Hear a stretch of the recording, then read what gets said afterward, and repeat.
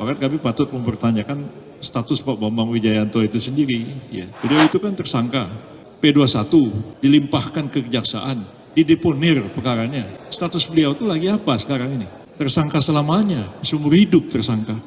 Saya tidak mau berdebat terlalu dalam, tapi saya tahu justru bukan Edi yang marah-marah, penjaganya Edi yang marah-marah. Ada OC Kaligis lah, ada Yusril lah, ada macam-macam. Saya bilang ya itulah agak kekanak-kanakan, tapi ya sudah. Orang tua yang kekanak-kanakan banyak. Boleh tua tapi belum dewasa ya, kayak gitu contohnya. Saya mengambil sikap untuk menegakkan integritas, sehingga saya menyerahkan pada teman-teman terhadap kesaksian sahabat saya sebenarnya, Profesor Edi. Kita tahu bahwa Pak Edi itu sudah pernah dinyatakan tersangka dan kemudian beliau mengajukan perlawanan ke pengadilan dan pra-peradilan, dan pra-peradilannya menang, dikabulkan. Dia nggak tersangka lagi. Nah, sekarang ini katanya mau menetapkan tersangka lagi, kan belum. Andai kata pun tersangka, tidak masalah juga. Siapa yang mengatakan orang tersangka tidak boleh menjadi ahli? Udahlah, jangan bikin gimmick-gimmick itu kekanak-kanakan banget. Oke, sekarang saya ngomong ahli. Tadi teman-teman coba lihat deh, ahli pertama sampai keempat lucu-lucu.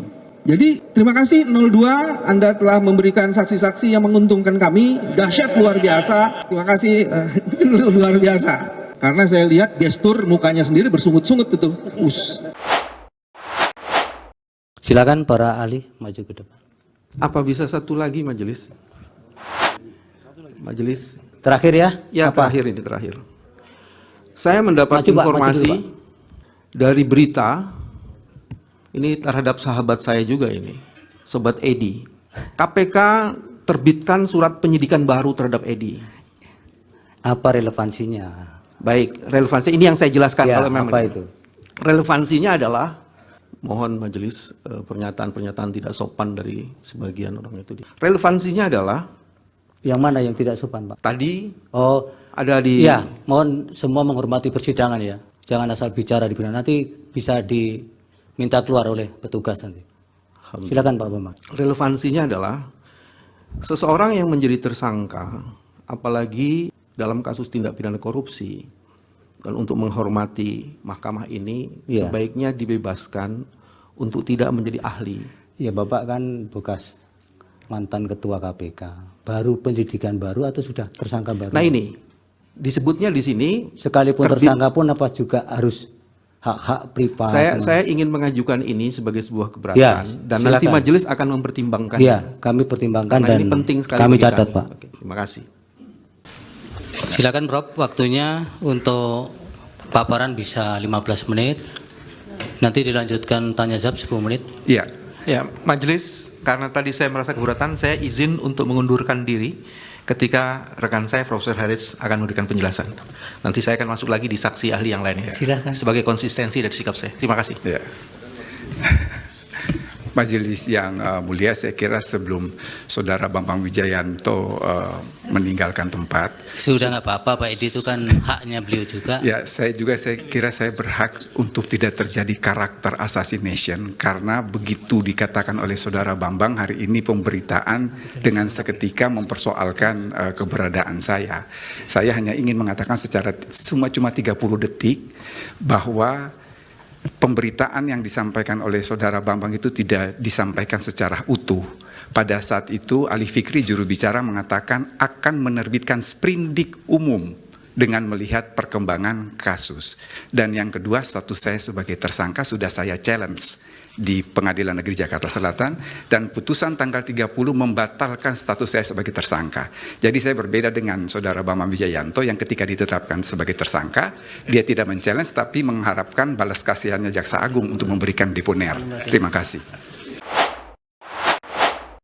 Ketua Tim Hukum Prabowo Gibran, Yusril Iza Mahendra, menanggapi protes dari anggota Tim Hukum Anies Muhaimin, Bambang Wijoyanto atau BW, terkait kehadiran Wamenkumham Edward Umar Sharif Hyaritz alias Edi Hyaritz dalam sidang sengketa Pilpres 2024 di Mahkamah Konstitusi atau MK.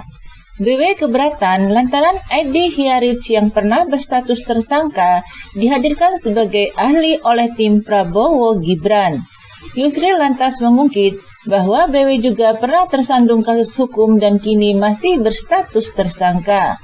Kami patut mempertanyakan status Pak Bambang Wijayanto sendiri.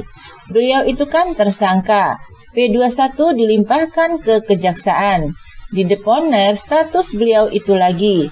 Apa sekarang ini tersangka selamanya, seumur hidup tersangka, kata Yusril di gedung MK Jakarta pada Kamis 4 April 2024. Yusril menilai Edi Hiaris bukanlah seorang tersangka karena gugatan pra-peradilannya melawan Komisi Pemberantasan Korupsi atau KPK dikabulkan oleh Pengadilan Negeri Jakarta Selatan atau PN Jaksel.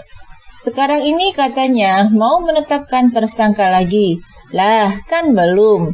Nah, andai kata tersangka, ya tidak masalah juga. Siapa yang mengatakan tersangka tidak boleh menjadi ahli, ujarnya. Menurut Ketua Umum Partai Bulan Bintang atau PBB ini, kasus yang menjerat Edi berbeda dengan BW. Sebab hingga saat ini mantan pimpinan KPK itu masih berstatus tersangka. Kalau orang di SP3 itu close, orang dimenangkan pra-peradilannya close. Orang ini tersangka, cuma didip, tidak dimajukan ke pengadilan, sampai kapanpun menjadi tersangka, ujar Yusril. Jadi saya heran, orang itu suka menyalahkan orang, tapi tidak melihat kepada dirinya sendiri, kata Yusril menandaskan. Sebelumnya, tim kuasa hukum Anies Muhaimin Bambang Wijayanto keluar atau walk out pada persidangan perselisihan hasil Pilpres 2024 di Gedung Mahkamah Konstitusi Jakarta pada Kamis 4 April 2024. Bambang walk out ketika ahli dari tim Prabowo Gibran, Edward Umar Syarif Hiaris atau Edi, hendak menyampaikan paparannya. Majelis, karena saya tadi merasa keberatan, saya izin untuk mengundurkan diri ketika rekan saya Profesor Hiaris akan memberikan penjelasan. Nanti saya akan masuk lagi di saksi ahli yang lainnya sebagai konsistensi dari sikap saya. Terima kasih, kata Bambang di ruang sidang MK. Edi yang sudah berada di podium langsung merespons atas keluarnya Bambang dari persidangan. Saya kira sebelum saudara Pak Bambang Wijayanto meninggalkan tempat, kata Edi. Hakim MK Suhartoyo yang memimpin persidangan meminta Edi tak mempersoalkan walkout-nya Bambang. Menurutnya itu adalah hak dari ex-pimpinan KPK itu. Sudah nggak apa-apa Pak Edi, itu kan haknya beliau, kata Suhartoyo. Edi Hiaris selalu bicara bahwa dirinya tidak terima Bambang Wijayanto di awal persidangan membuat pemberitaan menjadi ramai karena mempersoalkan keberadaannya di MK. Saya kira saya juga berhak. Juga tidak terjadi karakter assassination karena begitu dikatakan saudara Bambang hari ini pemerintahan seketika mempersoalkan keberadaan saya, ujarnya. Saya ingin mengatakan cuma 30 detik. Bahwa pemberitaan yang disampaikan saudara Bambang tidak disampaikan secara utuh, ucapnya. Di awal persidangan, Bambang memang menyinggung soal KPK yang disebut menerbitkan sprindik baru terhadap ex-Wamenkumham itu. Namun, di sini Edi menjelaskan bahwa sprindik yang dimaksud adalah sprindik umum dengan melihat perkembangan kasus. Pada saat itu, Ali Fikri juru bicara KPK akan menerbitkan sprindik umum dengan melihat perkembangan kasus, kata Edi.